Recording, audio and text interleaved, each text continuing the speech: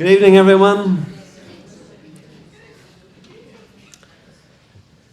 Before we begin, please note that we're video recording and photographing this session.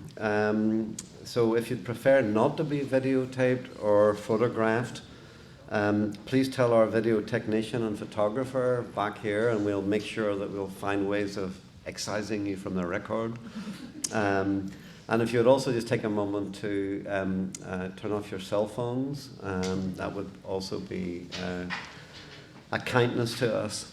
So welcome, everyone. We're really glad to have you here, and thank you for joining us for tonight's session on the public practice of the Abrahamic Religions.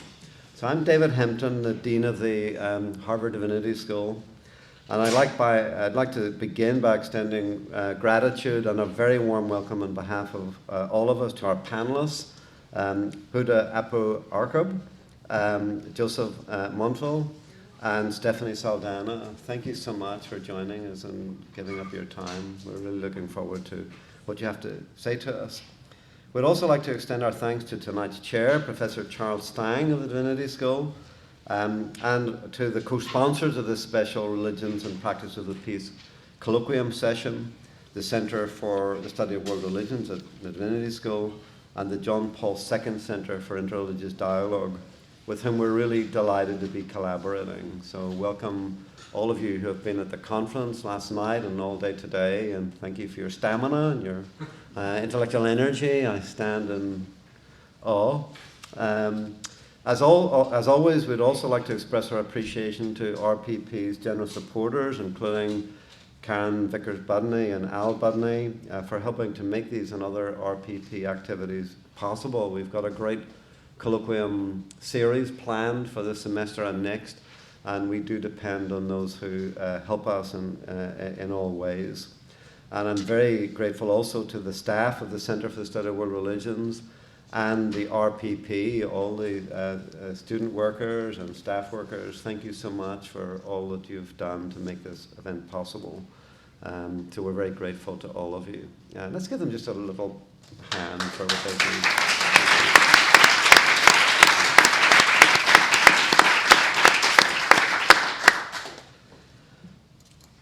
In Religions and the Practice of Peace, the religious, spiritual, and cultural resources that members of our human family bring to relationships and endeavors in our diverse and complex world, and how these can be leveraged to foster cooperation and shared flourishing, is really our central question.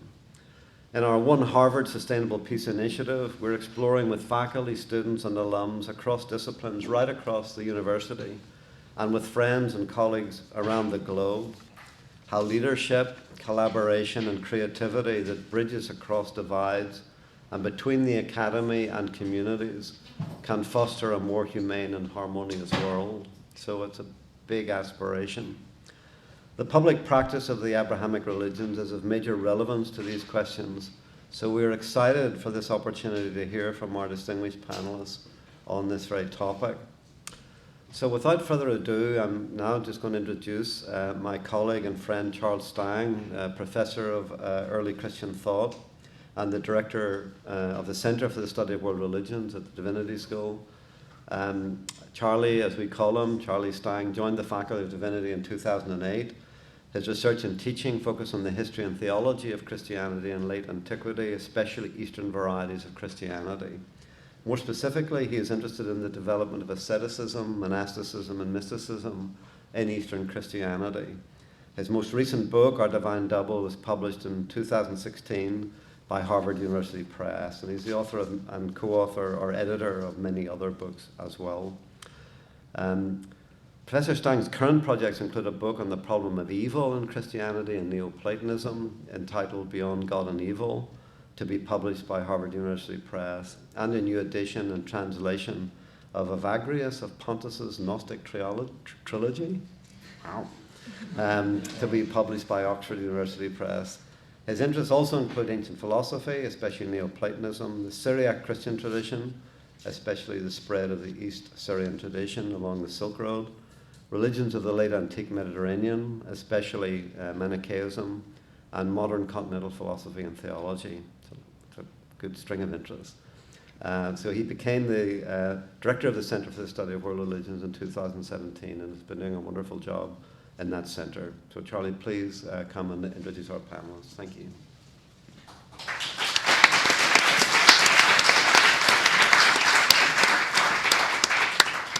Thank you, David, and thank you all for coming out this evening. It's a great pleasure for us to collaborate with the Religions Practices of Peace Colloquium, and especially thank you, Liz Lee Hood, for all your help in putting this on. For those of you who were with us last night for the first public portion of this conference, you may recall that I laid out 3 tracks on which the study of the Abrahamic religions has followed. The academic study of religion, interfaith dialogue, and then what we're calling the public practice of religion. The public practice of the Abrahamic religions. And that's what we're here to focus on tonight. And what we mean by that is the increasing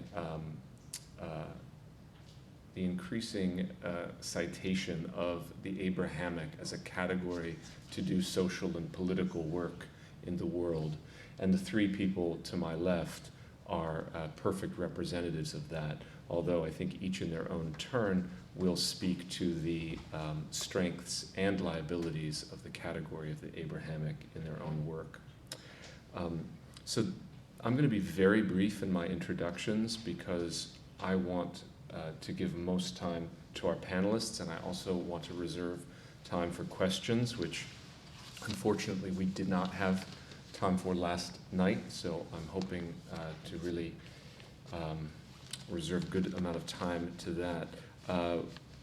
I will introduce our 3, and then the panelists will take to the podium to give their presentations, and then I'll return to the podium to call on folks for questions, which our panelists will then answer from their seats at the table. So, let me first introduce my very dear friend, Stephanie Saldaña. Stephanie grew up in Texas and received a BA from Middlebury College and an MTS from Harvard Divinity School. And we overlapped here for 2 years, which is how we became such close friends. We studied Arabic together. She focused here on the relationship between Islam and Christianity. In 2004, after graduating from Harvard Divinity School, she went to Damascus to study the Prophet Jesus in Islam on a Fulbright scholarship, where she worked with both Muslim and Christian leaders engaged in dialogue. Stephanie has written 2 books, The Bread of Angels, about her time in Syria, and A Country Between, about her time living in East Jerusalem. She's also taught at Al-Quds Bard College of Arts and Sciences. She's the founder of Mosaic Stories, an ongoing project to preserve the threatened cultural heritage of the Middle East through research and storytelling. She currently writes and lectures about refugees, disappearing diversity in the Middle East, and the challenges of preserving intangible cultural heritage in Iraq and Syria. If you keep a keen eye on the New York Times op-ed page, you may see Stephanie's name. Huda Abu Arqub, our second presenter, is the regional director of the Alliance for Middle Eastern Peace, or ALMEP, a network of civil society organizations working in conflict resolution, development, and coexistence in the Middle East among Israelis, Palestinians, Arabs, and Jews. She has years of experience in conflict resolution, NGO leadership, and social change education and activism, as well as a lifelong commitment to building strong people-to-people Israeli-Palestinian relations. She's a well-known speaker on issues related to Middle Eastern politics, and especially the Israeli-Palestinian conflict. Welcome, Huda. Thank you for coming such a long distance to join us. And finally, our third presenter this evening is Joseph Montville, who is the director of the program on healing historical memory and chair of the Center for World Religions, Diplomacy, and Conflict Resolution in the School for Conflict Analysis and Resolution at George Mason University. He's also a senior associate and chair of the Goldesser Prize committee in the study of the Jewish, Christian, and Muslim relations at Merrimack College in North Andover, Massachusetts. He is also the director of the Abrahamic Family Reunion, the Esalen Institute project to promote Muslim-Christian-Jewish reconciliation. And I should add, on that note of the Abrahamic Family Reunion, the Esalen Institute, that we are all dearly missing Dulcie Murphy this evening. Dulcie was supposed to be chairing this session. Dulcie's done incredible work over the years with this Abrahamic Family Reunion project. Dulcie sadly suffered an injury recently doing more Track 2 diplomacy in Russia. So she had to return to San Francisco for treatment, but she's doing fine. But she sends her best, and we dearly miss her. So please join me in welcoming our three panelists. First of all, Stephanie Saldaña.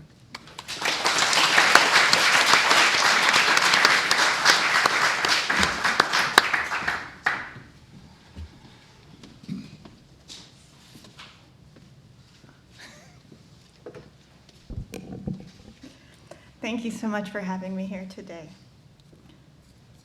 To be in this room speaking about Abraham feels like coming full circle.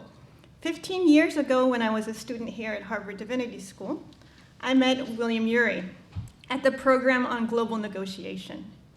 He was looking for researchers who would help him explore the feasibility of bringing to life what at the time seemed like a far-fetched dream, a long-distance walking path in the Middle East in the footsteps of Abraham, called the Abraham Path. The hope was that the path would traverse the Middle East from Abraham's birthplace in Ur to his tomb in Hebron, bringing people together through the frame of a shared story. I eagerly signed on, scoured maps, exploring Abrahamic narratives, trying to imagine what an Abraham path might look like. Would it start in Ur of the Chaldees, in present-day Iraq, or in Sanliurfa in southeastern Turkey? Both places claim to be the birthplace of Abraham. Would it extend to Saudi Arabia to honor the Islamic narrative? The project was fascinating in part because it forced one to consider the complexities of the Abrahamic narratives and their different interpretations. They couldn't be avoided because we actually had to make concrete decisions about where we were going to walk. This slide shows what in 2006 was an early idea of what the path might look like. As you can see, the black were the actual route, and the dotted lines were hopes for the future, we can say. In the following years, I moved to the Middle East, which would turn out to be where I stayed until today, and I followed the project sometimes closely, other times from a distance. Now, today, the great legacy of the Abraham Path is the Masar Ibrahim al-Khalil, a long-distance walking path in Palestine, now fully independent and run by Palestinians who use the trail for tourism and to shift the narrative of the region away from conflict and towards hospitality. And yet, it was also a great instructor in limitations, and many people in the region resisted using the connection with Abraham. Beginning in 2011, with the outbreak of the war in Syria and later the rise of the Islamic State, the areas of Iraq, southern Turkey, and Syria where tradition says that Abraham walked were impossible to walk in. Indeed, they became some of the most dangerous places in the world. Over the years I'd lived in the Middle East, I'd had the opportunity to see how the notion of Abrahamic dialogue, as we often call it, had found a place. In addition to the Abraham Path, I'd been close to Father Paolo Dell'Olio, the founder of a monastery in Syria called Der Mar Musa, whose monastic community was called the Community of Al-Khalil, or Abraham, the friend of God.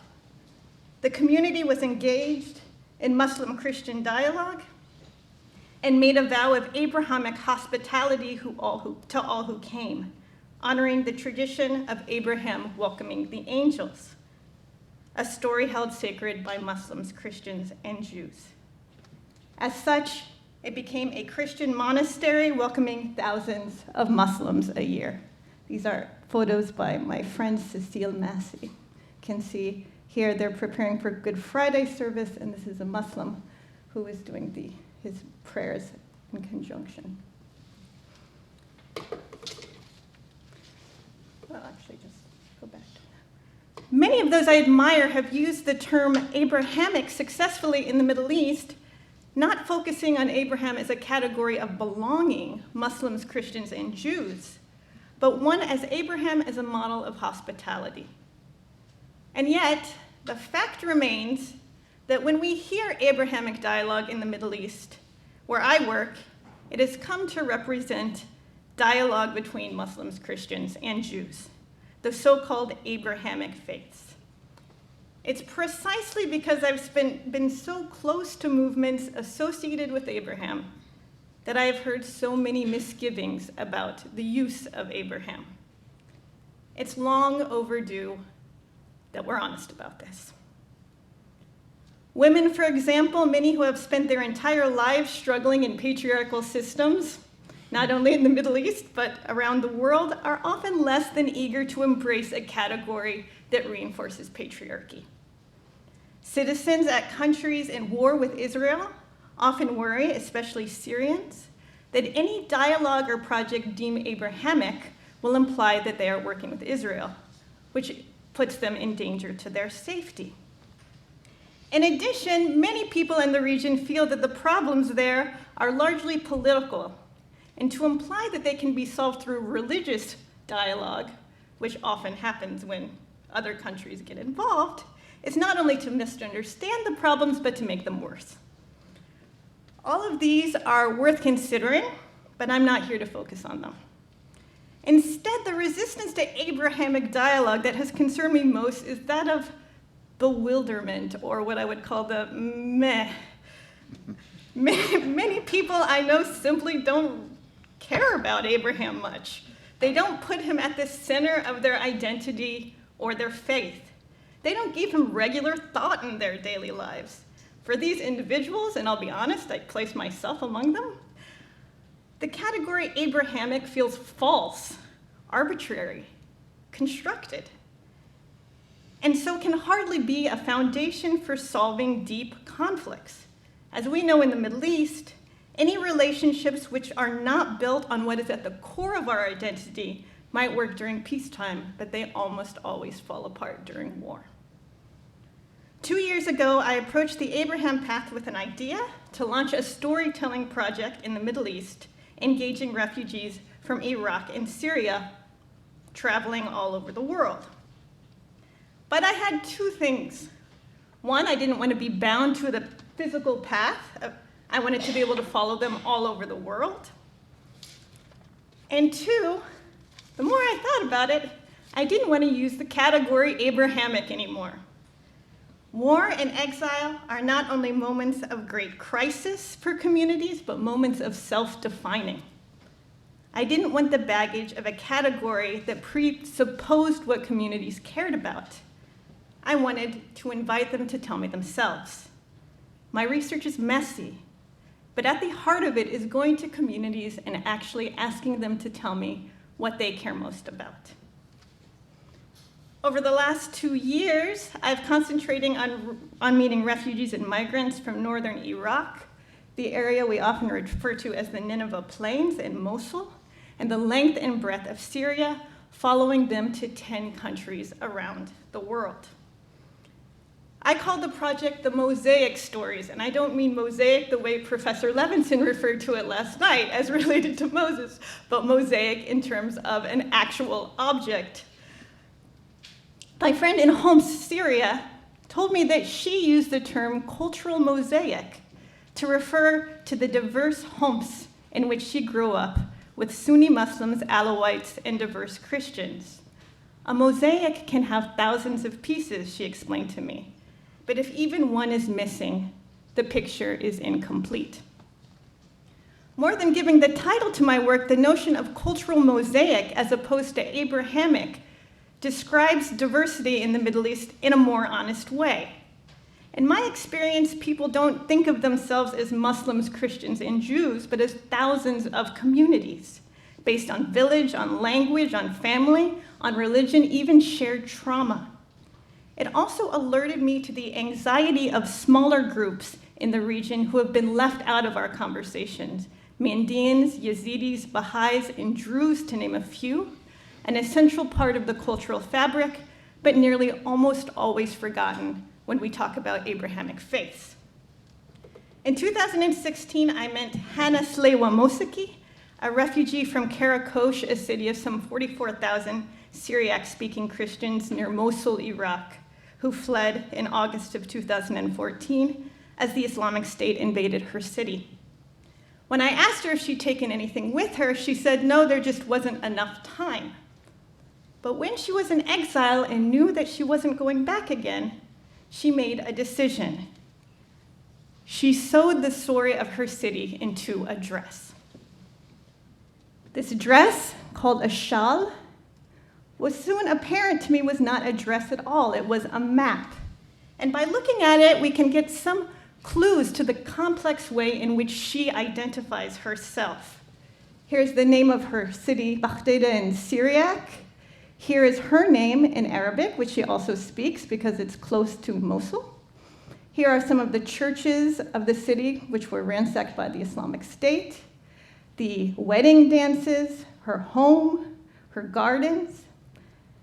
This here is a line. These lines represent the diversity of her area. And this line, which is not very colorful, represents her exile. She says, life will never be as colorful as it was before, but it will continue.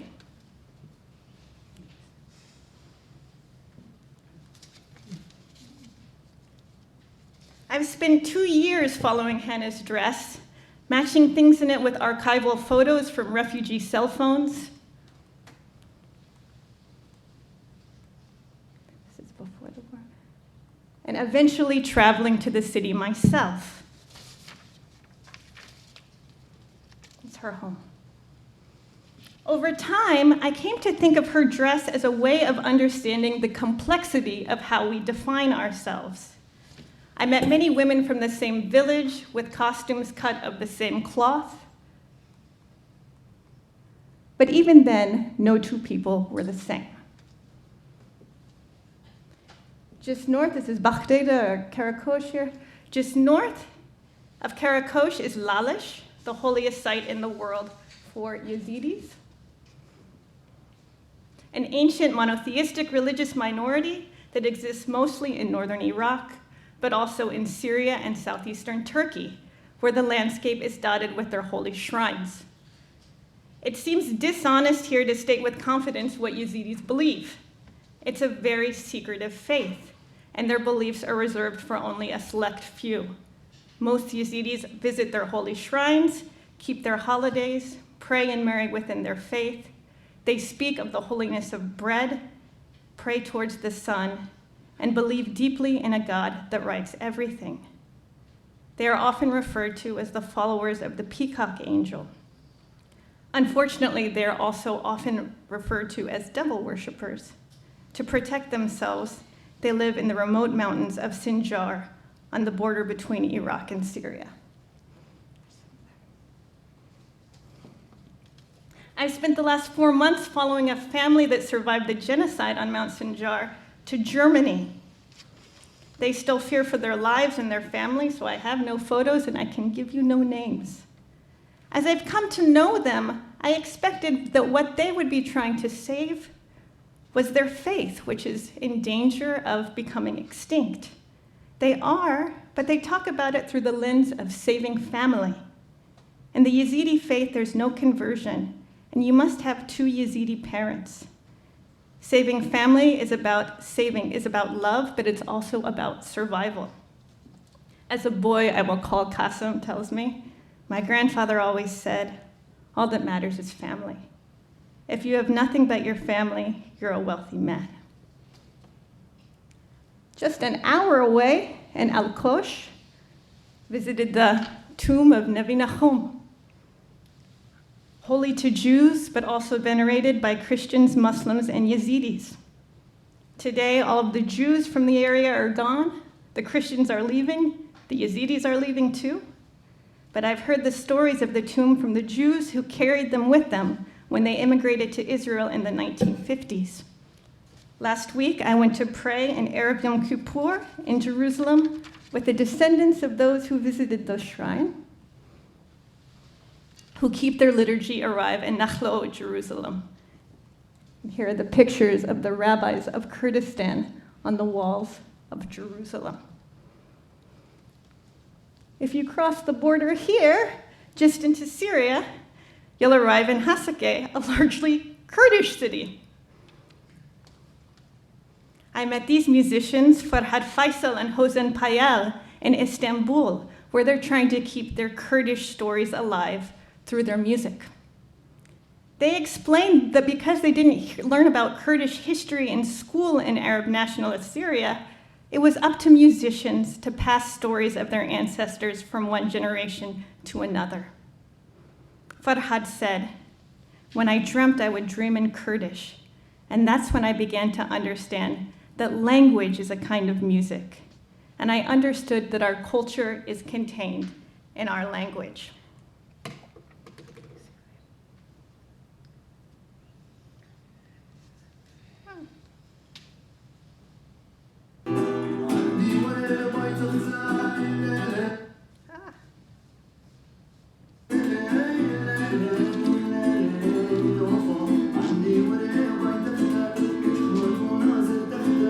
This is a song about a Kurdish boy who falls in love with a Yazidi girl.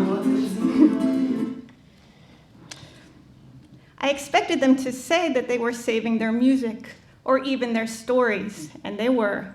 But Farhad told me, what we're doing is that we're saving joy. And I wish I had time to tell you about the chefs from Aleppo saving their famous food, the sword dancers of Homs, who I found in the Zatari refugee camp, saving their sword dancing. In the 2 years I've been working, I have heard a reference to Abraham exactly once. From the Jews of Zacho, living in Jerusalem, who refer to the heritage of Abraham. To put that in contrast, I can't tell you how many times I've heard about the importance of jasmine, or about kubbe or kibbe, a famous dish minced with meat and bulgur, loved as it is by Muslims, Christians, Jews, Yazidis, and anyone else lucky enough to experience its deliciousness. In dialogue, we often assume that what we have in common is what will connect us to one another. But categories flatten us. As a practitioner whose job is to listen and tell stories, I've discovered that when someone tells a story of what is most unique to themselves, what is only theirs, that's what connects them to others. Maybe what we have in common is not a common ancestor in Abraham. Perhaps what we have in common is that each one of us is unique. I often think of a Lebanese professor who will go unnamed, who was here when I was here, and turned to me one day and said, "Abrahamic dialogue? Pff, isn't it enough that we're all ancestors of Adam? That we're all human beings?" I agree that at this point, when the sheer loss of life has become staggering, that it is perhaps time to shift from a dialogue of fraternity to one of humanity. We need to restore the value of human life, to promote the idea that every human being is unique and irreplaceable. To be very, very blunt, and I apologize, after years of Abrahamic dialogue, we can say this for certain. Seeing one another as brothers and sisters in Abraham has not stopped us from killing one another. In this landscape of violence, telling and listening to stories is a form of repair. My friendships with Yazidis has been a real challenge. As many of you know, in 2014, they suffered a genocide under the Islamic State, being accused of being pagans and devil worshippers. Thousands were killed, thousands taken into slavery. In the last 2 years, I've learned how widespread this belief is in the Middle East. Recently, when I was speaking about my work in Arabic, some Christians told me, "Oh, those Yazidis, they have no religion." I wonder if all of us who work in the Abrahamic categories, myself included, are not in part to blame. By pushing an Abrahamic narrative that focuses on Abraham as the common ancestor of Muslims, Christians, and Jews, have we participated in creating an environment of intolerance in the Middle East that deems these three Abrahamic religions as normal and permissible and participates in placing other religions on the margins, and in extreme cases, creates the conditions that allow for genocide? I don't have the answer, but in this moment, when Yazidis, Druze, and Mandeans have all been specifically targeted, we're obliged to ask the question. Before, we could argue that the numbers of the faithful in the Middle East who were not Abrahamic were small enough to justify leaving them out of our categories. Now we see the devastating consequences of that logic. And it's not only the Middle East. Yazidis flee to Europe, where they're left out of conversations of dialogue, end-of-life practices, and they have no allies because people have not been thought to think of them as part of their communities. We must be vigilant that the Abrahamic category does not put blinders on us, placing people and communities out of our circle of belonging. If we are to keep the Abrahamic category, then we must ask ourselves, in the name of Abrahamic hospitality, who we have not invited to the table. Women, minorities, those who have escaped genocide, and they must not be given a token place, but the place of honor. We cannot give them the place of honor without giving them a say in defining our categories. I might suggest then that it is Abrahamic hospitality that requires that we be willing to give everything up, perhaps sometimes even the category of Abraham, if that means moving forward. If I could do it again, I wouldn't say mosaic stories. The term mosaic captures the reality of the Middle East, but also its tragedy. Thousands of separate communities broken into pieces. We've forgotten that we need one another, that we're interwoven. There are hundreds of thousands dead, millions in exile, and the roads to safety are increasingly cut off. In light of this, the conversations we've come to have today are not part of an intellectual exercise. We're in a state of emergency. The question we ask is, how can we find our way back to seeing the humanity in one another? Thanks.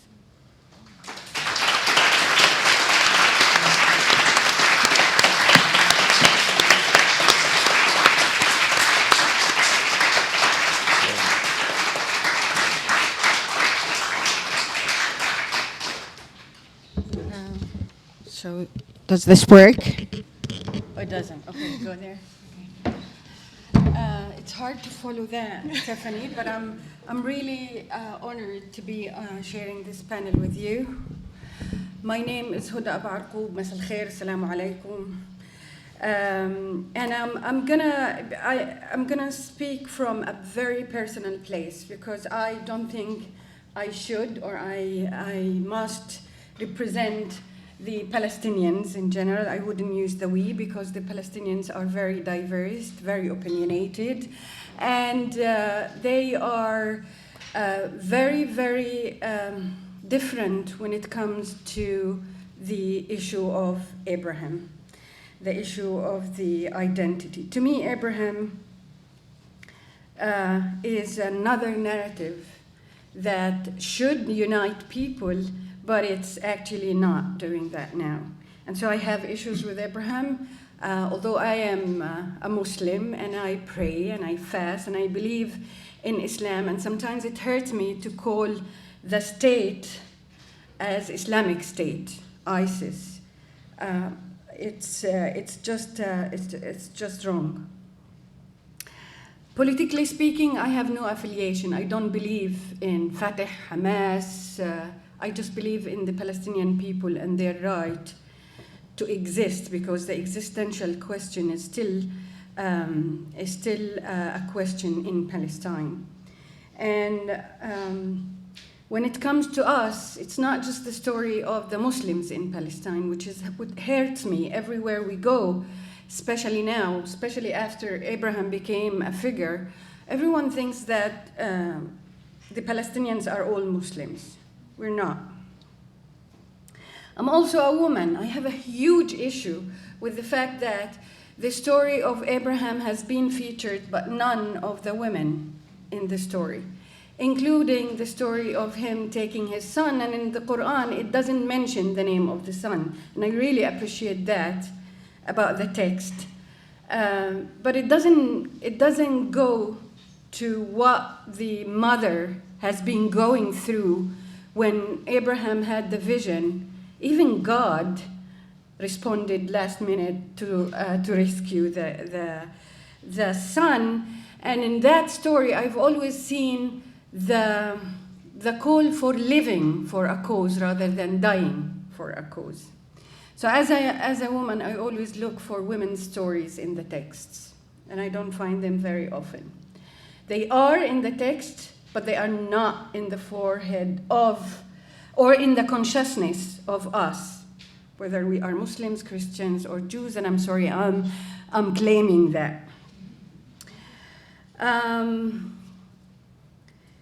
am also, I should say that I represent a very minority voice within Israel and Palestine, and I'm saying Israel because I'm working with Israelis who are not necessarily Jews and not necessarily believers, and some of them are not even from Poland or Germany. And I'm amazed of the diversity within Israel that it wasn't also in the narrative. And part of my conversation with many Israelis is that why, and I'm sorry again, this is gonna be hard, why the Holocaust is the only narrative when Israel is so diverse. I spoke with some young Mizrahi, Middle Eastern Jewish women who at some point they would leave school, go home, and if their grandparents are listening to Arabic music, they would yell at them and shut down the radio or TV, saying that this is shameful, and they don't want to belong to that culture anymore. It's the culture of the enemy. And they would do anything in the world to belong to the Holocaust story, although they are not white. I come also from free thinking when it comes to Islam, because there is this call for us in Islam all the time to rethink and think. لعلهم يعقلون لعلهم يتفكرون. So we have to think, and we have to consider Islam as a text that speaks to the needs of its followers in any time. It should have that flexibility. Unfortunately, it doesn't. So that's why we experience a lot of extremism, and we experience a lot of drifting away from Islam, which is a huge alarm when it comes to people in conflict. Most of the Palestinian youth are, they look like Muslims. They would go to the mosque and perform prayers, etc. But as a set of values, we don't practice Islam as a value, because there is no space of redemption according to those imams who yell at us every Friday, thinking that we are the reason why the world is not going right. Women, children, kids who play games, men who want to drink, they are the reason why we are not liberated yet. So there is no space of redemption in Islam for the youth to embrace it as part of their identity, and that's a place of concern for me, especially in Palestine. I work a lot with women in Palestine, and when I bring God to the conversation, I'm not talking about dialogue now with Israelis, with the other. I'm talking about dialogue with our others, internally.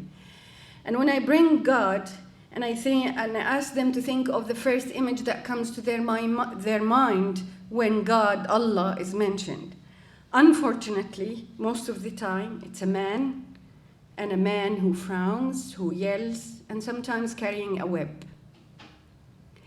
So this is also an element of survivorhood that was taken from women in Palestine, and I would believe also in many other conflict zones, when the spiritual connection that gets them to a place where they can continue and maintain resiliency is taken away from them because of the extreme religious look at God as an image. God is light. Now, the Alliance for Middle East Peace is a network of 110 organizations that are working in Israel and Palestine and in Jordan.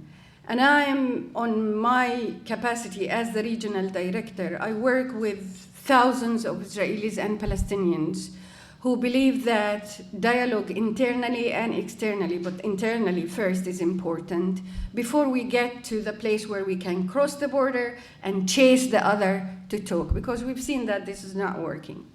But there is an important space also for the dialogue with the other. And with everything that, the word dialogue is a bad word, just like peace in Palestine and in Israel, because it indicates that people have no power balance. And I'm telling you that one Palestinian voice in a room full of Israelis is enough to bring the story to the forefront of the consciousness of the Israelis, the Palestinian story. But what Palestinian story? So the fragmentation also is affecting us in terms of maintaining our sense of collective identity. The division between Hamas and Fatah is also killing that prospect for a collective narrative for the Palestinians that is unifying. And again, it's in the heart of the religious narrative. So one of the things that I'm trying to work with these organizations is to bring back religion as part of the solution rather than the goddamn problem. So, unfortunately, Abraham is always cursed, even if we don't mean it, but we've always said something, yin an abu, so we always curse at our father. And for some reason, in our consciousness, it's not Ibrahim. These days mark the 25th anniversary of Oslo. And one of the things that affected me deeply today is watching a documentary about it. And to realize that partially Oslo failed miserably is because of Abraham. Because of the massacre that happened on the 25th of February 1994 in the mosque, in Abraham's mosque. A year later, Rabin was assassinated. And Arafat said something very compelling at that time. He said, with the assassination of Rabin, the peace process also was assassinated. So I don't believe that our leaders are going to bring peace to us, whether they believe in Abraham or any other man figure in religion. I believe that women and youth are going to change the dynamics of the conflict, and that's why I'm in the field working with women, seeing no color, seeing no religious affiliation, seeing nothing but women who are determined to change the dynamics. And I'm dedicated to them, and I will continue doing that. And I'm saying that I'm not a saint at all. I have my own sins. But I do believe that the world has to stop, or men has to stop trying to figure out other men in history and look around in their neighborhood and start a very difficult conversation internally. Thank you.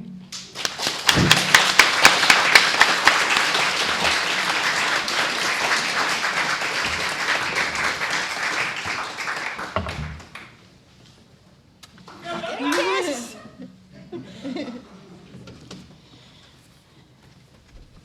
See if I can pick this.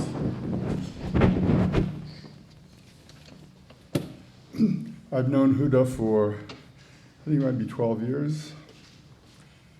I frequently call her the Queen of Palestine.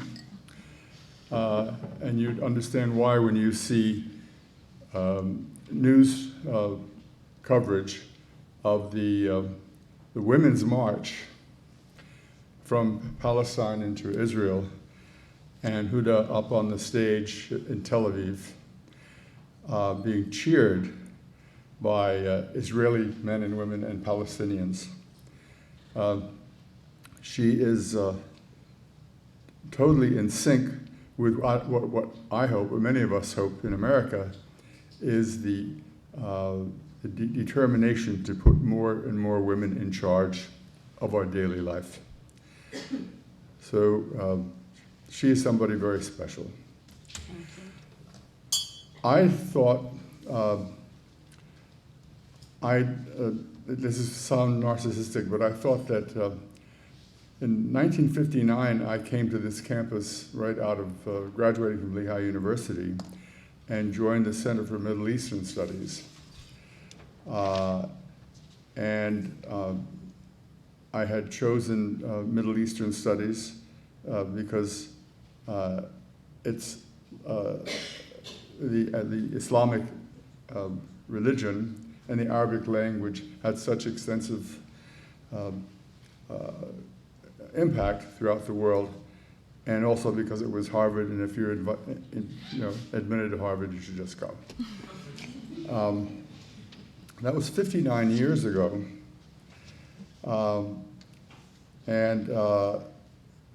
in these days now, I was brought back to Cambridge by Charlie Stang in a very interesting connection, primarily because of his connection with Michael Murphy, the co-founder of Esalen Institute, who has been who has a keen interest in the spirituality of the context of the religion of no religion. I just love that connection because it's very unconventional for an East Coast public servant. I was in the Foreign Service. But I was brought out to Esalen Institute in 1980 after, I was still in active duty Foreign Service in the Bureau of Intelligence and Research in the State Department as Near East Division Chief. I'd served abroad in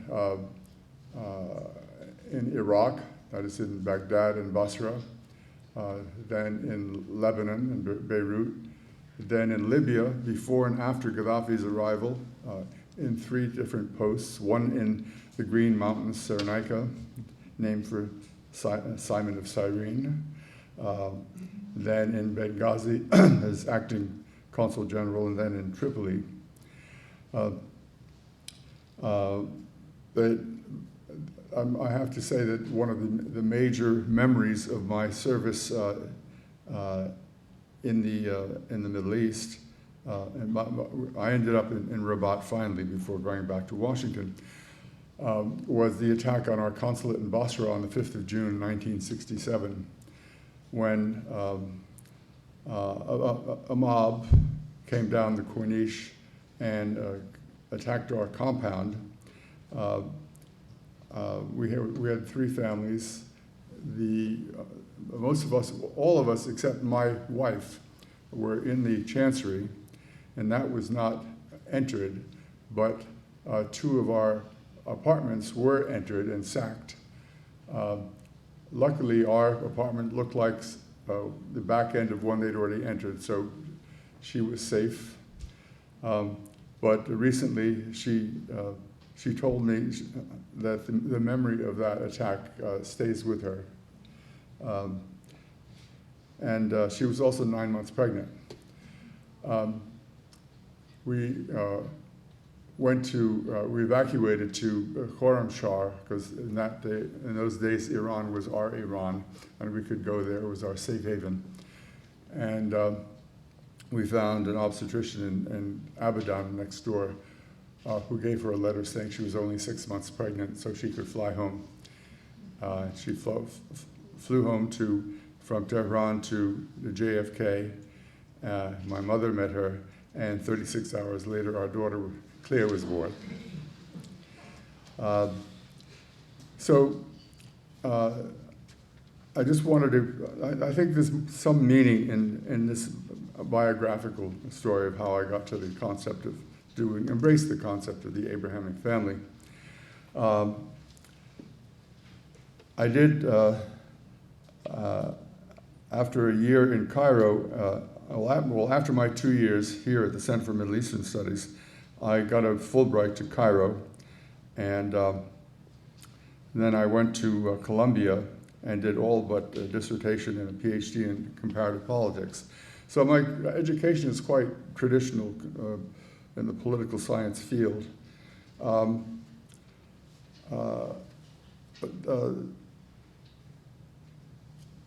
I've already gone to June 5th, which is a day that never leaves my mind. I did go to, I was posted to Beirut to do intensive Arabic a year and a half at our Foreign Service Arabic Training Center, which was in our embassy on the Corniche. It's the building that was blown up in 1983. And that was the same year that over 258 Marines were blown up at the Beirut airport by what came to be Hezbollah. From there, from Beirut, I went to Libya.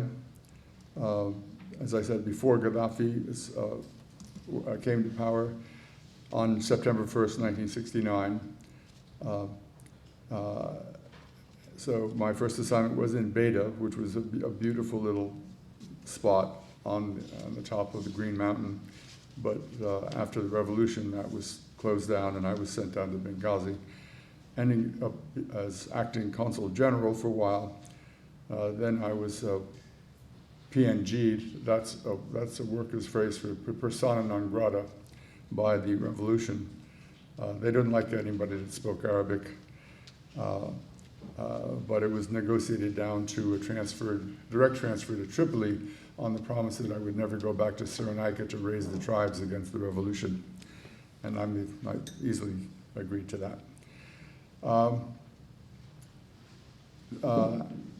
After a fairly conventional period of time in Tripoli, I was assigned to Rabat in Morocco and spent the last of my foreign service assignments abroad in Morocco, and the rest of my time in the State Department, the Bureau of Near East and South Asian Affairs, and then later on the State Department's Bureau of Intelligence and Research, which is part of the 17 agency community of the intelligence community in Washington.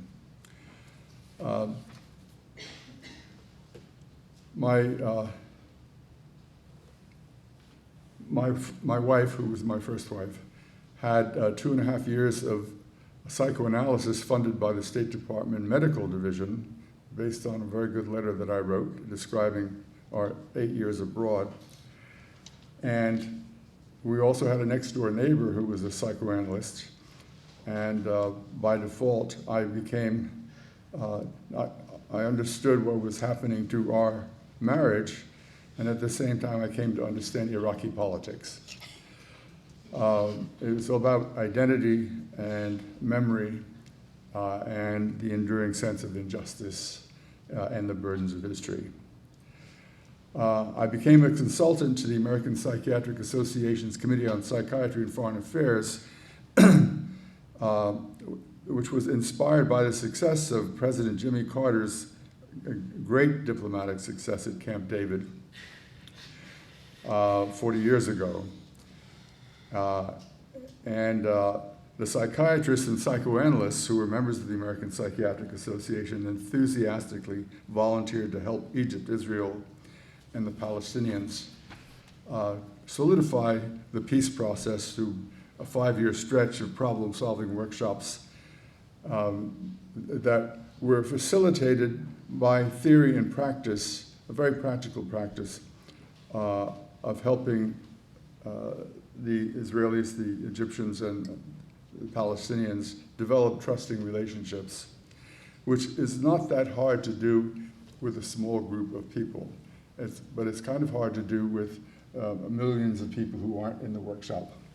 And one of the greatest challenges to this psychologically sensitive work in conflict analysis and conflict resolution is trying to communicate, first of all, analyze and then communicate with the emotional needs of whole populations. Huda mentioned the Oslo agreements, and one of the criticisms of the Oslo process was that it was very effective with the Israelis and Americans, well, with the Israelis and the Palestinians who participated in it. They became very, very close. There's one anecdote of one of the Palestinians became very ill and was thought to be ready on death's door, and then the Israelis came to visit him and wept at his bedside, and he revived, and so their relationship was strengthened. But there was no way, no theory even, no imagination in a way to communicate what these small groups of people who had built trust over some very intensive negotiations, how that could be communicated to meet the emotional needs of their populations. After I retired from the State Department, I joined the Center for Strategic and International Studies in Washington, D.C. to advise on a project called,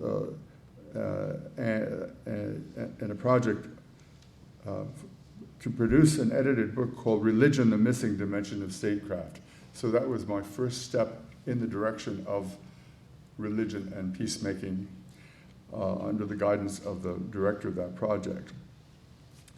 And when I was at CSIS, I came to learn about Muslim Spain from a donor. And I came to realize, I was told by this donor, a woman who invited me and my two children to a home that she had in Trujillo in Al-Andalus in southern Spain, about how much Muslims love to visit Muslim Spain. There's a wonderful memory there of richness, including of extraordinary interaction between Muslims and Jews. In fact, when the Muslim invasion into Spain took place across the Strait of Gibraltar, it was local Jews who were their scouts in helping the troops move into what came to be Al-Andalus against Christian armies that were falling back quickly. And so the Abrahamic family concept came to me actually through this experience in Al-Andalus and of memory, and as a model of especially Muslim and Jewish interaction, because there were constant debates. They seemed to love to debate about religion, but they were wholesome debates. They weren't, beating each other up. They would have meals after the debate or during the debate,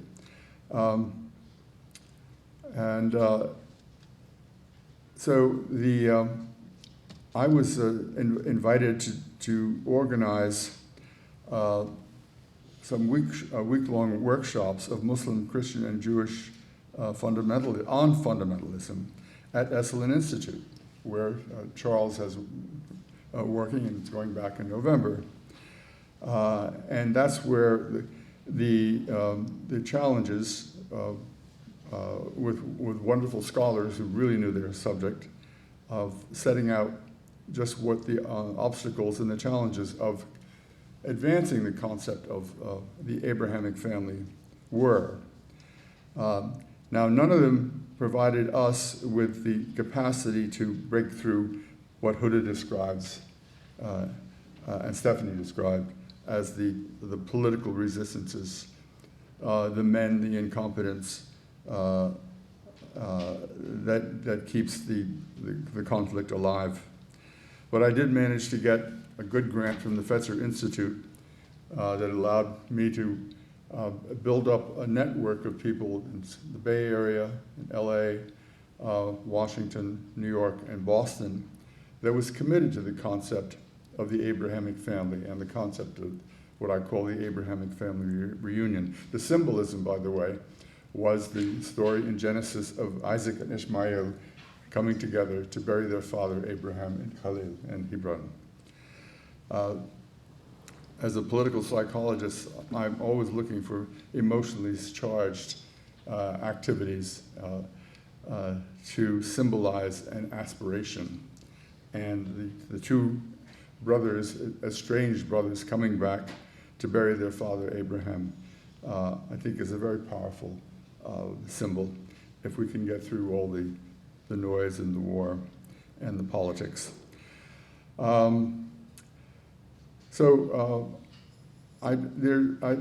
really just want to end this because I'm working with a lot of projects that try to advance the concept at Esalen. Although I'm an East Coaster, but I've been publishing a newsletter called the Abrahamic Family Reunion for about 8 years. It's sponsored by the Institute for Citizen Diplomacy, Track 2, and which focuses on simple press reports of Muslim and Jewish communities and Christian communities around the country when they need help. If a synagogue loses its power or its income, Muslims have offered the mosque to Jews for their prayer services on Shabbat. And a lot of other different areas of engagement that communicate a sense of community in our country. Also in Europe, there have been many cases in Europe. But I don't have any illusion about the difficulty. I think our two presenters, very hard-headed ladies, that there's anything easy. And when we look at our own government, how limited its capacity for imagination and success is, not to mention the governments in Israel, Palestine, and Syria and elsewhere. We're faced with a constant set of obstacles and resistances. But I want to note something that just occurred to me as I was wrapping up my notes for this presentation, that one of your former deans, the late beloved Christer Stendahl, became a friend, and I raised some money for a 2-week residency at the National Cathedral's, what was then called the College of Preachers, for Christer and Rabbi Mark Gopin, who was on the faculty of my school at George Mason, and Professor Abdulaziz Sachedina, who has an endowed chair.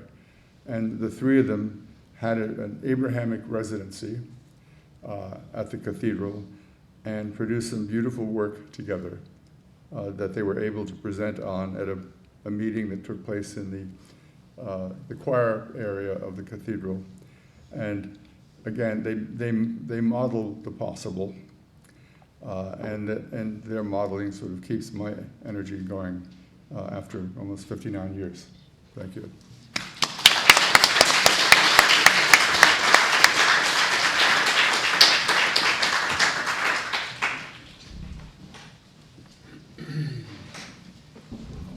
Thank you all for such wonderful presentations. We have plenty of time for questions, and I believe we have mics coming around. Yes, one mic here and another mic there. That's great. So if you're asking a question, please wait for a mic so we can, so your question will be recorded for all posterity. Yes, ma'am. Yeah, I have two questions. Hold on for the mic. I have two questions. First of all, what role do the secular population who has no religion play in your Abrahamic family theories? And two, yesterday, Donald Trump said he thinks there should be two separate countries, Israel and Palestine. That seems to me to be inconsistent with the theory of Abrahamic religion that where everyone's one. And do you agree with him? Is that directed to me? Well, whoever wants to take that. Why don't you take that? You can use your mics. Okay. Again, we are all seculars. I don't think that many people actually are believers, and we should not call ourselves religious or believers or followers of anybody if still there are people killed anywhere in the world, not in Israel and Palestine. And I also don't believe in solutions that come from the top. You have to create the space for any solution to be implemented and embraced by people. The element that is missing from all the talks and the agreements, Israel and Palestine mainly have like an archive of agreements, is that the people were not included, and the root causes of the conflict has not been addressed. And the fact that this is a conflict involves narratives entrenched in 5,000 years are not being also answered. And I think most of what's happening now has to do with the sense of insecurity, the existential question for both, and the fact that the collective traumas have not been addressed. So I think whether we are seculars, whether we are Muslims, Christians, Jews, or non-believers, God bless Obama, we have to find a path beyond politics, to find a place to live. And I don't care at the end of the day if it's one state or two states, as long as I will live in a state of dignity. Other questions? Yes. You. Yes, you. The question is a little more vague, but given that we're at an academic institution that focuses on the academic study of religion, I was wondering, like, what can institutions and schools like that do to include those excluded voices, such as the Yazidis, who are women, and just human experiences of violence and trauma, while still being in a highly academic and research-focused setting?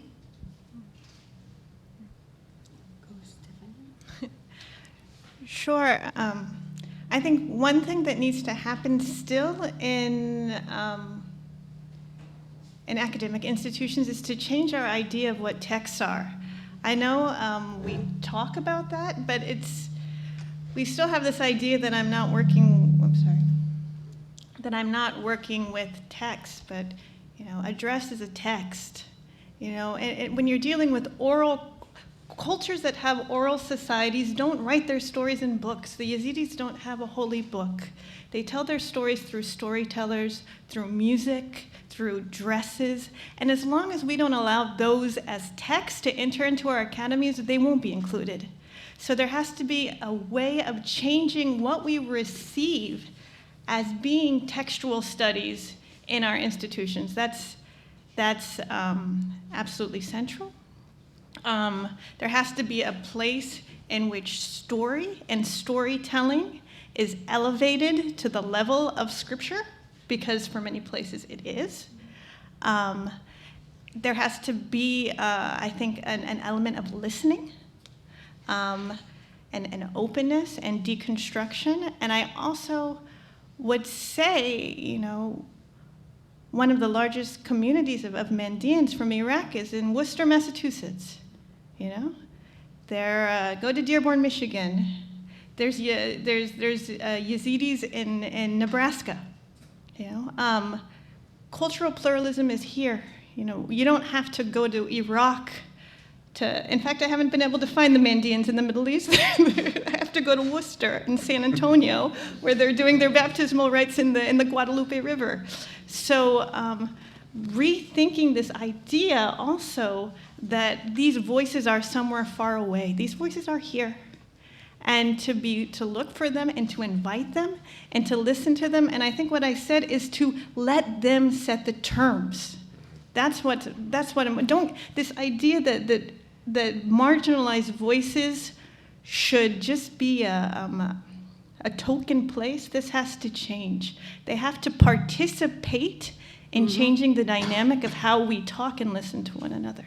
Yeah, I would also challenge you as residents here and students to look at narratives that unites rather than divides. The revival of historic narratives that brings people together is important, but also it is important to challenge the narratives that came after, the post-colonial narratives. We need to liberate the texts and the values of religions from the post-colonial era. Yes. I'm happy to be back here. I was a student. I received an MTS in 1976, and I came here because I was so disturbed by the story of Abraham, always had been. And so I wanted to come and study the Abrahamic religions. So I have more of a commentary and then to see what you say about it. And I've also written a book, Abraham on Trial, The Social Legacy of Biblical Myth, because it's the social aspects that I'm concerned about. And what struck me when I was here is the story is all, first there's a male imaged God, then there's Abraham, and someone asked the question, where was Sarah? So it was clear that the son belonged to Abraham in a way he did not belong to Sarah. And it all has to do, and in the Bible and in the Quran, it's about seed. The men have the seed. The men plant the seed. I was actually told that when I asked my mother, how do babies come around? And people in my generation were told that, the daddy plants the seed, which figures women as the nurturers. And in fact, the nurturers, the vessels, and a US senator 2 years ago said women are just the vessels. Goodness. And then I was at the National Basilica in Washington, D.C., and on the pulpit, it says, the Word, which of course means Jesus, the Word is the seed of God. So this, and we talk about women as barren or fertile. We talk about insemination. Our words are configuring the way we think about gender. And I think people do not put that into the context with religion, because one's about the spirit and one's about nature. And I think it's about time we do, and I'm so glad you raised the issue. And I wonder what you think about, what I just said about the idea of the seed being so prevalent, and all the lineages. And of course, the most valuable thing that Abraham would sacrifice would be his son, because he's the one that would pass on the lineage. One last little thing I want to say. I was just in Tibet, and I bought a book by the Dalai Lama. He has written a very short book, Appeal to the World, about world peace. He says we've got to get rid of religions and nationalism. They're divisive, they lead to war, and we've got to start thinking about secular ethics of compassion and caring and forgiveness and so forth. And we are one planet, one small human race. And that's it. Thank you very much. I wouldn't give up religion. I come from feminist inclusive political activism, and I do believe that the politics of exclusion has put us in a place where we are at now. And it's time to call everybody inside the tent, which Hajar and Sarah did, and never been recognized for that. I think he's saying the same thing. Yeah. All right, other question? Yes, sir. My question goes to Professor Montville, but feel free to join the answer. As the other two speakers, from what they say, I deduct that we have to reach out to people to find a solution, the peace, which is a continuous peace, not just a political side. So my question is that, based on your personal experience, both in service in politics and in academia, what is the real solution to reach out people, get around the politics, reach out to people, and then let the politicians apply this one? Because from what I have seen, I'm 35 years old, And last 30 years, I grow in Turkey. It is heavily politicized community. And from what I see, that there is only pressure on one side, siege, economical pressure, political pressure, fund cutting, and the other side takes its time and relax around the political solution. So what is your suggestion to bring up real political solution to reach out people? Well, I'm depending a lot in our own country in the Me Too movement and the women's revolution, which is going to express itself in the November 6th election, which is the only way you can really make any impact on the men who aren't doing their job. I've got to the point, and I'm 81 now, where I would just as soon have women in charge of everything. Truly. Men have a lot to learn about the management of power and responsibility in a community. And I'm really serious. I have very limited income, but I'm spending it. I'm sending it to a number of candidates around the country, because we do need to mobilize in this country and get far more women, also at the state level, state legislatures, but also in the House and in the Senate.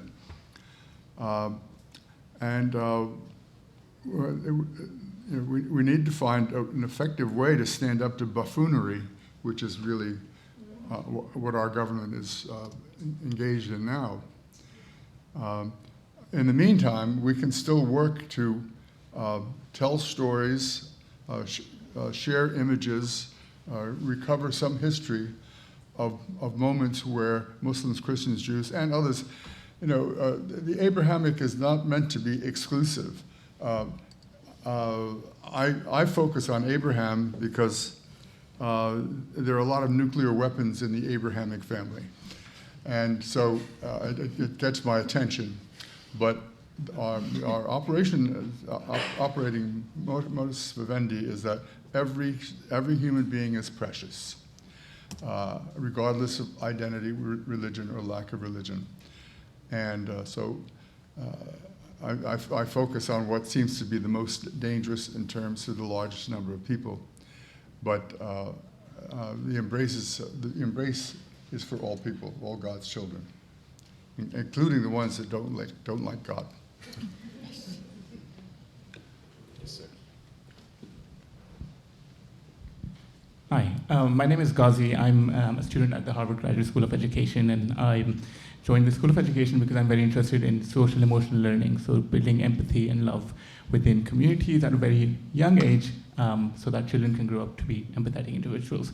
I happened to be in Hebron 2 months ago, just traveling over there with the privilege of my British passport, because I'm Pakistani and I couldn't have gone on a Pakistani passport. Again, Hebron, where Abraham is buried. From my own eyes, I saw bottles of urine lying on the floor, thrown by settlers on the first floor, and those targeting the Palestinian shopkeepers on the ground floor. And speaking to Palestinian shopkeepers and speaking to the locals in those areas, you can see how real that divide is and how Abraham has managed to divide these two communities to an extent that it seems like there's no reconciliation. My question is that at a point when we have two communities where which are not at an equal footing at all, and where there is an obvious oppressor and an oppressed, is there any room, or is the word dialogue even an appropriate word to use here? Because both the communities aren't on an equal footing. So is that even a dialogue that we're considering? Depending on how we define power. I am a Paulo Freire follower, and in his pedagogy of the oppressed, when he said that the greatest humanistic and historic task of the oppressed is to liberate themselves and in the process liberate the other, he completely changed the way we look at power. In Palestine, it's a matter of access rather than power. Again, I am very proud of many Palestinians who have been in a room full of lions, and they've managed to eat them up. It's not about what the politics say that you can have or you cannot have. It's about what you think and what you work on getting and having and presenting. So in Palestine, most of my work is about redefining that. That doesn't mean that I am delusioned about the fact that as a peace activist, I need to apply for a permit and go to work as a consultant with Israeli and Palestinian organizations. But this is a compromise that I'm willing to do in order to continue that kind of path. I don't think that it's going to be the only path, but I do believe that this is what's in my forte and what I can do now, and this is the responsibility I'm taking seriously, and this is what gives me power. I just like to add to that the idea, and Huda and I are very close, and this notion of who has power and changing the idea of who holds power is so central to conflict transformation, I would say, in the Middle East, because first of all, we often talk about to have power is to stay. You know, if you manage to stay, you don't have to have any political power. You don't have to say anything. You don't have the fact of staying put is in itself a kind of power, which is enormous.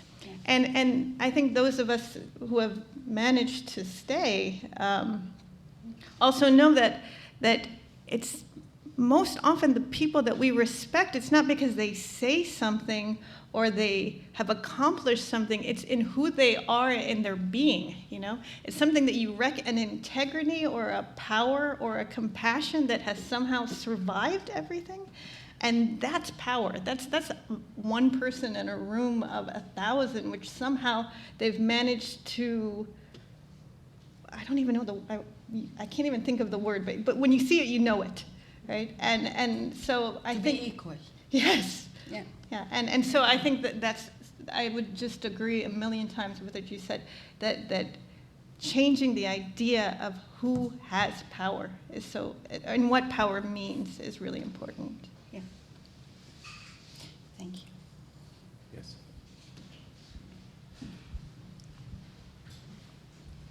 So as I heard the previous questions, my question changed. I'm a pre-Holocaust Israeli family, and like any of my generation, we have our dead in my family, and the trauma goes around and it goes more than 30 years. But we were talking about religion and the Abrahamic religion, and then there is another abomination called the Judeo-Christian tradition, which is a sorry tradition of murder, mayhem, and disaster. And that's the only Judeo-Christian tradition. The term is used like the term of Abrahamic, and I would like the comments, and I like the first two speakers.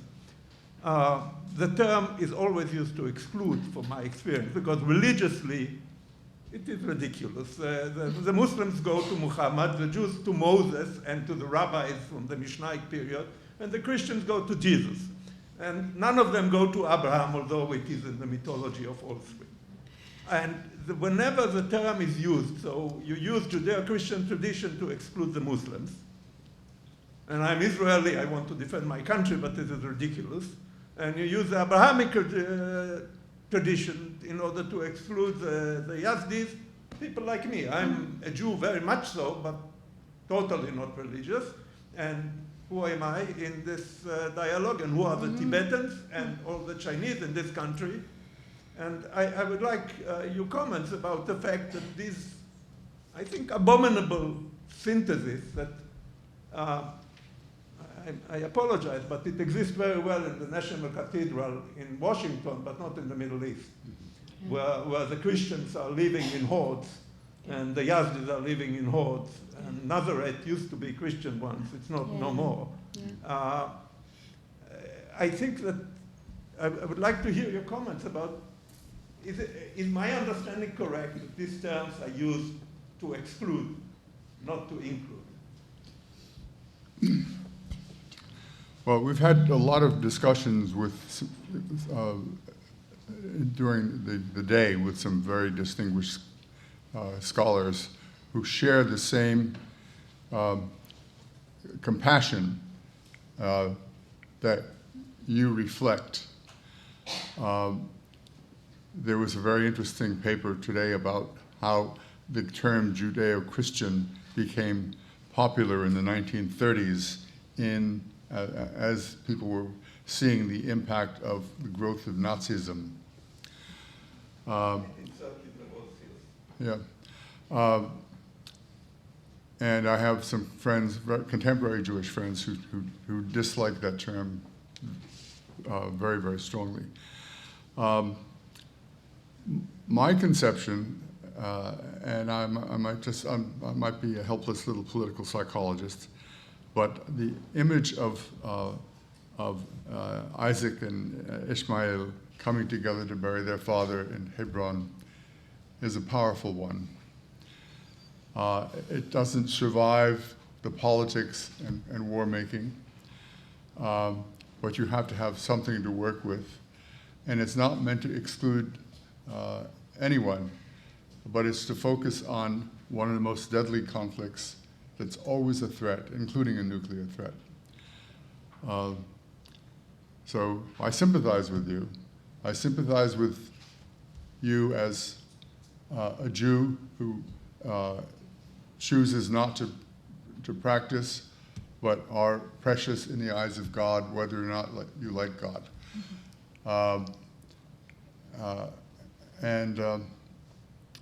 We're working in a very difficult area, and there's no simple solution, but we have to keep at it. As Huda said, she is in a position where she can feed a network of ordinary citizens, Palestinians and Israeli Jews, who have hope for the future, and to nourish that network, and hope that we get an American president that won't sabotage Middle East diplomacy, but keep hope alive through the network of human beings who will be there long after he, inshallah, is gone. May I add something to this conversation briefly, because I feel it's incumbent upon me to share what this conference has been about in some of the private sessions. So first of all, I hope you've heard tonight that this is not a choir celebrating the category of the Abrahamic. We've heard some very powerful critiques made of the Abrahamic. And in the all day today, we've had vibrant conversations asking the very question you have, which is, to what degree does this category serve to include and exclude? And it is an ambivalent category, as is the Judeo-Christian. And we had Helen Gaston here, who's just finished a book on the history of the Judeo-Christian tradition, the category of the Judeo-Christian, speak about how that category relates to the category of the Abrahamic religion. So this has been front and center of our conversation. And if anything, I think I've left the last 24 hours more skeptical about the category of the Abrahamic than I did, than I anticipated. Now, I'm sorry, Huda, Stephanie, did you want to respond to this? I want to say that I think, as I explained at the beginning of my presentation, I have a lot invested in the category of Abraham in terms of my colleagues, in terms of the circles, in terms of my mentor. My whole world has been the category of Abraham. And yet, I think Huda and I can both speak to the fact that when you've suffered and witnessed as much loss as we have, you become very blunt. I think we've become very blunt. And in my experience in the region, things change because things don't change because everybody wants things to get better, but nobody's willing to give anything up. And to sit here and publicly go against basically my entire life, mentors, colleagues, I've been in a panic for like 3 weeks, let's be honest here. But if we're not willing to risk something in order to move forward, nothing's going to change. Yeah. So I appreciate the conference very, very much. And I appreciate your notion that we have to be willing to ask questions and question categories and give something up. I would to add just like my relationship to Abraham is just like what the Islam I love and embrace is saying about him. He's just an ordinary guy who went through a journey of exploration and discovery. He should not be owned by someone, and in Islam he and all the prophets do not get to a place of holiness that we have to worship them. Then we will become. So I love Ibrahim in the Quran because he was the one who was asking all these complicated questions, trying to find answer with the sun or the sun as the sun and the moon and the earth, and then trying to find the answers for some complicated life he was leading, and he came through discovering God. So I think the exclusiveness comes with the fact that we all try to own Ibrahim, and Ibrahim is a free human being.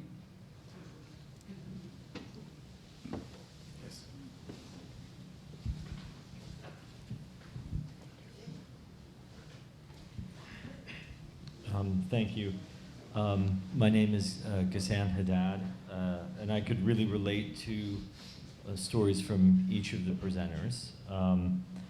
I think one of the strongest points that I've heard is this need for dialogue within communities.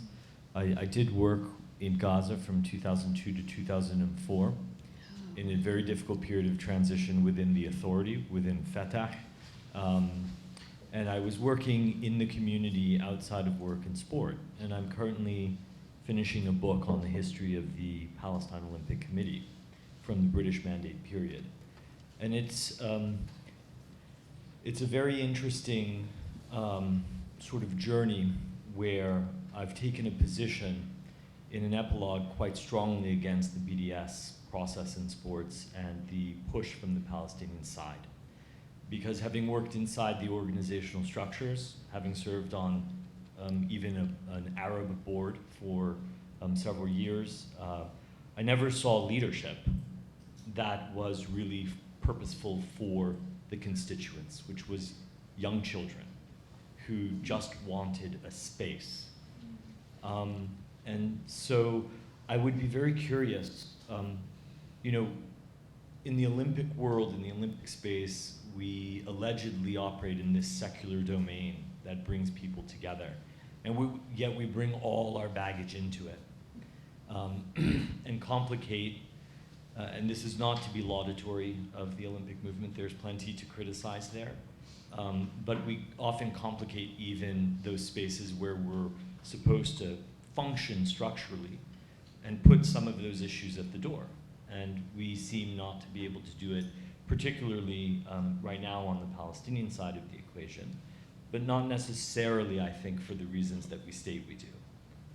I tend to believe that these are more personal agendas right now. And so I'm just very curious. For me, Abraham, I keep an icon of the table of Abraham in my living room as a reminder to my children of the hospitality concept. And I believe very strongly that certain spaces, like tables, like fields of play and sport, must remain neutral spaces where you can park politics at the door and you build human relations. Right. And that's not to be a marketing pitch for what the Olympic model tries to sell, but a concept that we need to preserve and protect certain spaces. So I'm curious if any of you have an understanding or comment with respect to how this dialogue moves into other, polemical areas right now that we're observing, within this conflict, and how people bring, their personal agendas into this conflict under other umbrellas. I am not a fan of exclusion. And you know, when the American administration decided to cut off the Palestinian people-to-people programs, there were many people who cheered that because, good, the normalization didn't work. And Greenblatt tweeted something about kids playing sports is essential, important, etc.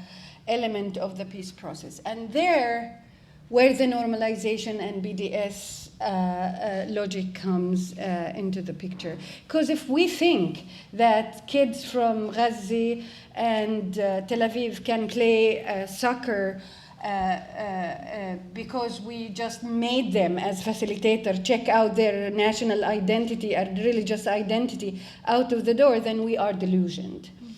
Any constructive form of dialogue that would lead to some sort of change has to be difficult and we shouldn't put what the term that says put lipstick on the pig's mouth. And I think this is a very simplistic way of looking at the dialogue projects in general. Dialogue is hard, really hard. But I'm witnessing that the internal dialogue is even harder. Because sometimes when we come to the room, we try to be, we wear the hat of those who represent us on the upper level. And so we try to behave, you know, we become diplomatic in the room. But I don't think that if we pretend that the kids that we recruit to participate in sports program, they check out their part of their identity at the door, this is going to be effective, we are delusional. 1/3 of the network is sports organizations, and that's why BDS and anti-normalization groups attack the network, because of these programs. And I do believe that they don't know the whole truth, because no kid comes inside the room, like even Seeds of Peace, when they travel to Maine. The Palestinian kids, sorry for using the term kids, youth, come out with a stronger sense of identity than when they came in. And this is not been given enough space on the public arena. All you hear is, oh, it's just nice. Women from Beit Safafa are playing with women from Tel Aviv basketball, and they are, they are cheering, the mothers are cheering, etc., etc. It's much more complicated than that. I don't think it's wise to separate the politics and the emotional and the social and the psychological connection from dialogue, because then it's not going to be dialogue. Still they enjoy it. I flew with the kids who came back from this camp in Maine, and they were ecstatic, and they were aware of the fact that there is a conflict. They were aware. Yeah, the Israeli kids. Team passed by. They were ecstatic. Yeah. The Israelis. They were ecstatic. And they were not recruited.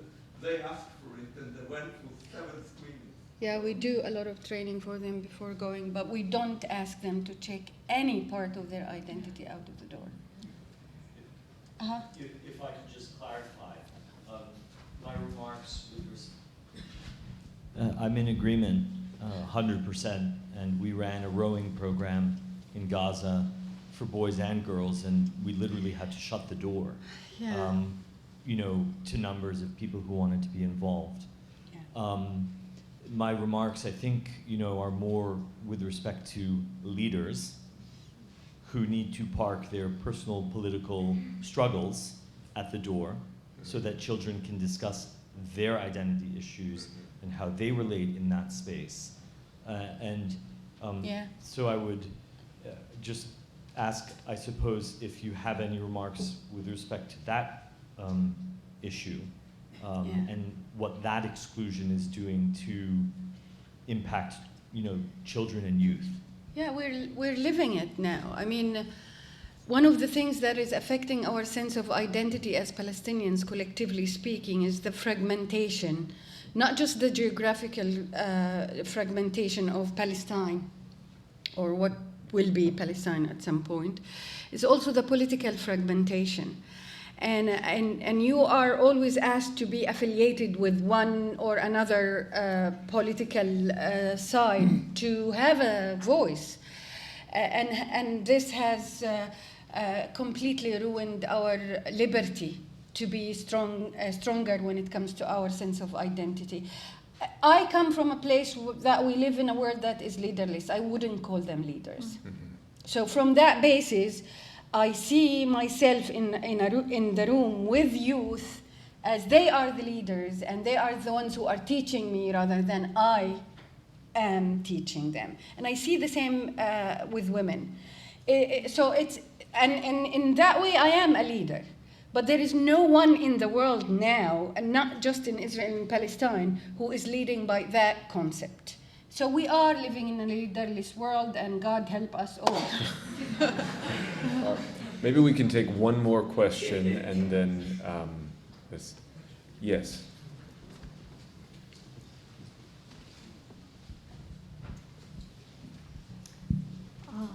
I guess I'm addressing you, Professor Montville.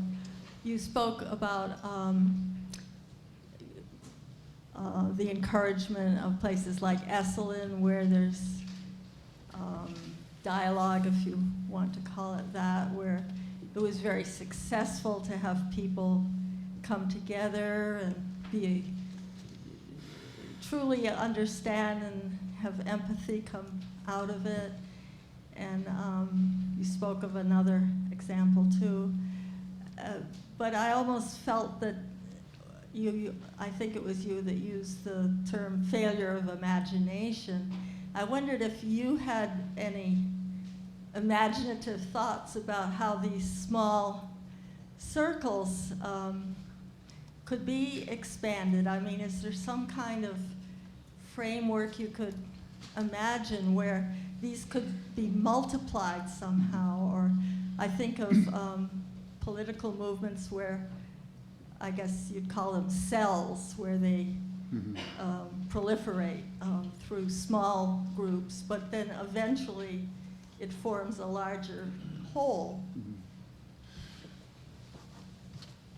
I'm going to change conflicts. This year I've been working, I've been very fortunate to get a very generous grant from the Carnegie Corporation to do a project called The Civil War at 150 Years, Deep Wounds Yet to Heal. And what I've been able to do in 2-day workshops is to bring some wonderful historians and other activists who are trying to see how we can come to terms with the unacknowledged and unhealed wounds from the Civil War.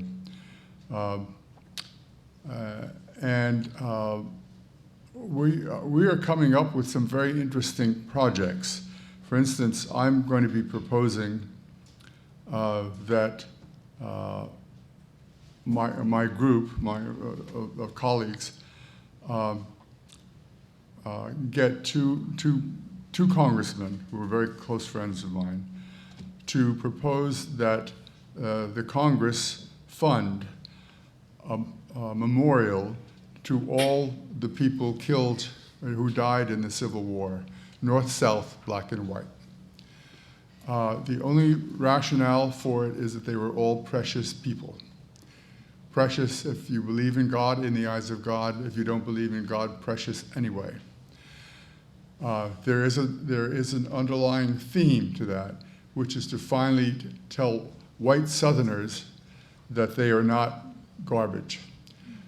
One of the tragedies of war is that the winners can take a lot of casualties, but there's something about winning and getting on with your life. Losing is very, very painful, and the winners don't give a shit. We're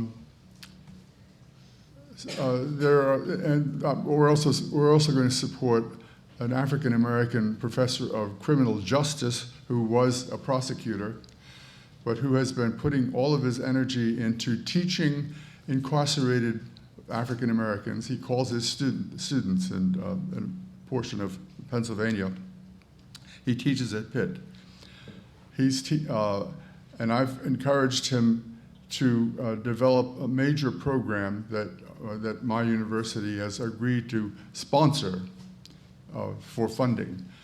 And he wants to develop a program for providing graduate degrees to incarcerated black students. He also wants to focus on the moral responsibility that these incarcerated black students have to the children they've brought into the world, which as a father, in my case as a father, it's a very important task. So then this has come as a product of a very deep dialogue and 2-day workshops. So you can come up with plans. We wouldn't presume to have the same kind of creative impact on the Israeli-Palestinian conflict because the leadership is non-existent on both sides. What we have to do is continue to support Huda, and support Stephanie in her work, and keep the faith with communities. But there are ways you can be creative. You have to take a history of the conflict you're dealing with in all of its dimensions, and consult with people who know a lot, and then build alliances to take initiatives. That's what I'm doing. I feel pretty confident about the Civil War project. I'm not very active in the Israeli-Palestinian conflict right now, but I'll never leave it, and it'll never leave me. And we'll just keep at it. Thank you. Thank you all for your questions, and thank you again, Huda, Joe, Stephanie. So grateful for your wisdom. Dean Hempton would like to say a few closing remarks.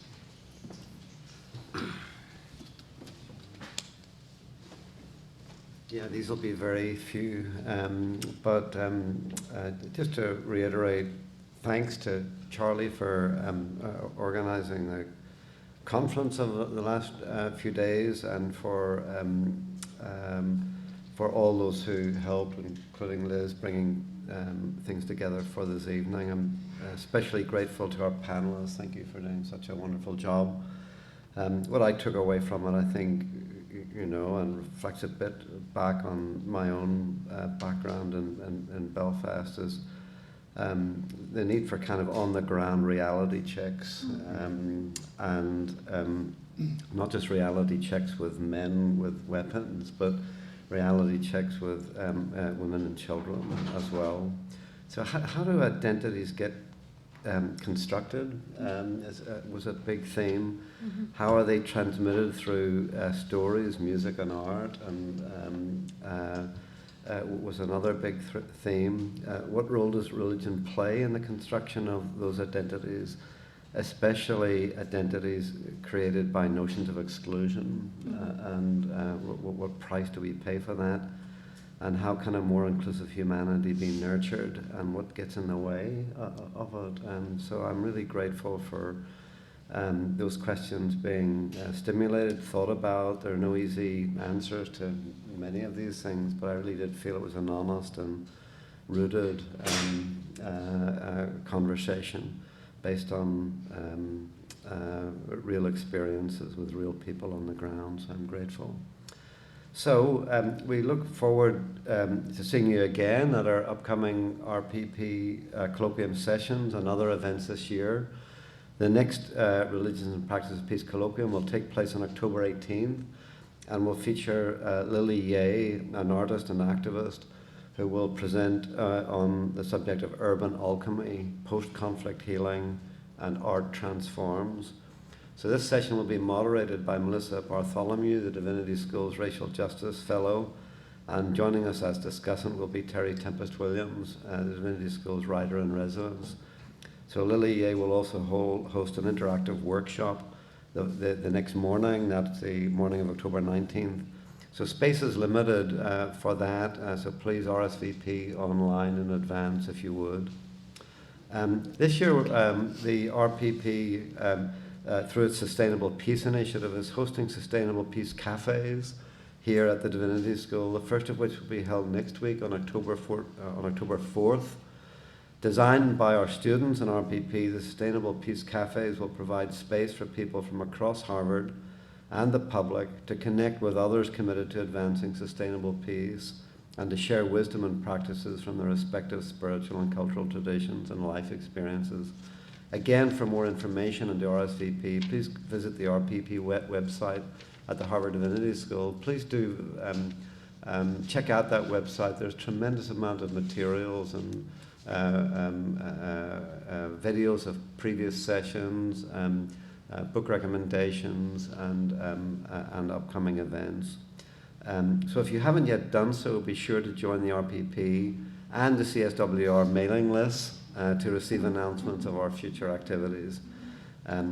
So now, just a final announcement. If you're not a participant in the CSWR's conference on Abrahamic Religions, and if you have RSVP'd prior to this evening, we welcome in an inclusive fashion for you to join us now for dinner, sponsored by the RPP Colloquium in the Brown Room, down at the other end of the hall.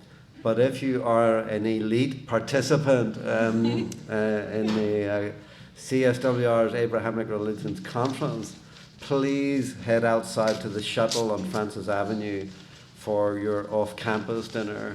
So this is a parting of the ways, I'm afraid. A limit to our... so thank you so much for coming, and thank you for...